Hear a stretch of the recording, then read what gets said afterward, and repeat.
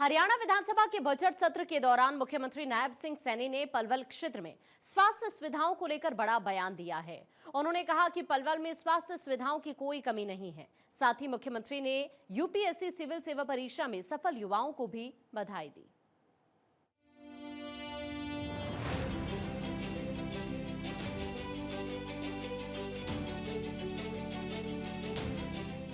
हरियाणा विधानसभा में प्रश्नकाल के दौरान विधायक रघुवीर तेवतिया ने पलवल और बल्लभगढ़ के बीच ट्रॉमा सेंटर बनाने को लेकर सवाल उठाया था। इस पर जवाब देते हुए मुख्यमंत्री नायब सैनी ने कहा कि जिस स्थान की बात की जा रही है वहां से मात्र 500 मीटर की दूरी पर 200 बेड का जिला अस्पताल पलवल में मौजूद है। इसके अलावा करीब 2 किलोमीटर की दूरी पर 50 बेड का सब डिविजनल हॉस्पिटल भी है, जिससे लोगों को इलाज के लिए दूर जाने की जरूरत नहीं पड़ती। पीछे भी क्वेश्चन लगाया था और मंत्री जी ने बहुत डिटेल में उत्तर दिया आपको, क्योंकि इसके जो नॉर्म्स हैं वो नॉर्म्स पूरे नहीं कर रहे। अब आपके सामने मंत्री जी ने जो बताया, एक 200 बेड का हॉस्पिटल है जो मात्र आधा किलोमीटर दूरी पे है। वहीं जहां आप बात कर रहे हैं आधा किलोमीटर दूरी पे है, जहां से आप बात कर रहे हैं ये जिला अस्पताल पलवल।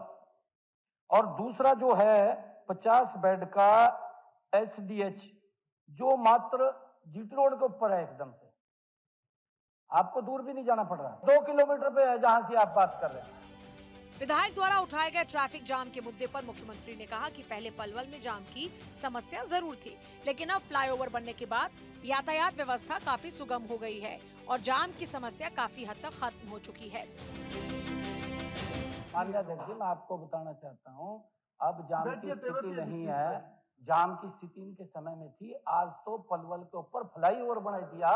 माननीय अध्यक्ष जी, ऊपर से भी जाओ और नीचे से भी जाओ, कहीं जाम ही नहीं लग रहा।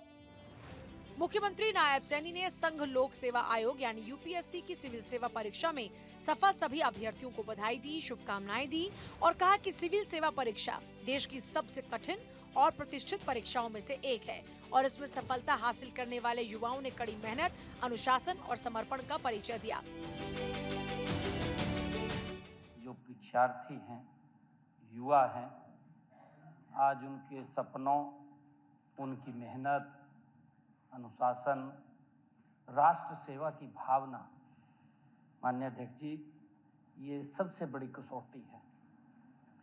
माननीय अध्यक्ष जी, मैं पूरे सदन की ओर से, अपनी ओर से तथा हरियाणा के 3.25 करोड़ लोगों की तरफ से, प्रदेशवासियों की तरफ से इन सभी प्रतिभावान युवाओं को हृदय से मैं बधाई देता हूं, शुभकामनाएं देता हूं। इन्होंने अपने कठिन परिश्रम और धैर्य, समर्पण के बल के ऊपर जो इस अत्यंत कठिन परीक्षा में सफलता प्राप्त की है, यह सफलता उनके माता पिता, उनके परिवार और उनके जो शिक्षक हैं, उनके शिक्षकों और पूरे समाज के लिए, ये हम सब के लिए बड़े गर्व की बात है।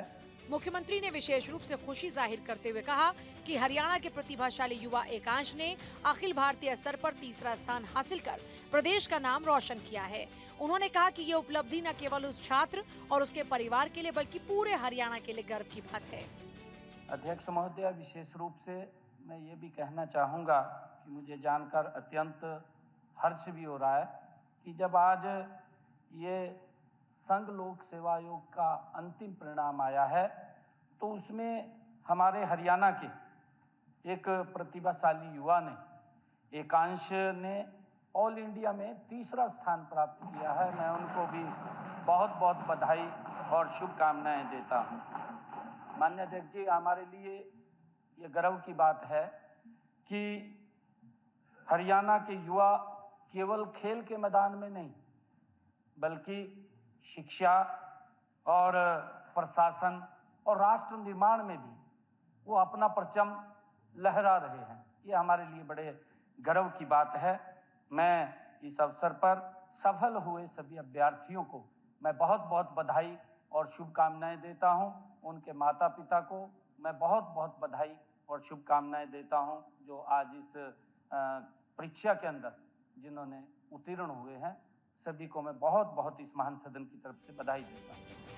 मुख्यमंत्री ने कहा, हरियाणा के युवा आज खेल के मैदान के साथ साथ शिक्षा और प्रशासनिक सेवाओं में भी अपनी प्रतिभा का परचम लहरा रहे हैं और देश के निर्माण में महत्वपूर्ण भूमिका निभा रहे हैं। ये रिपोर्ट भारत 24।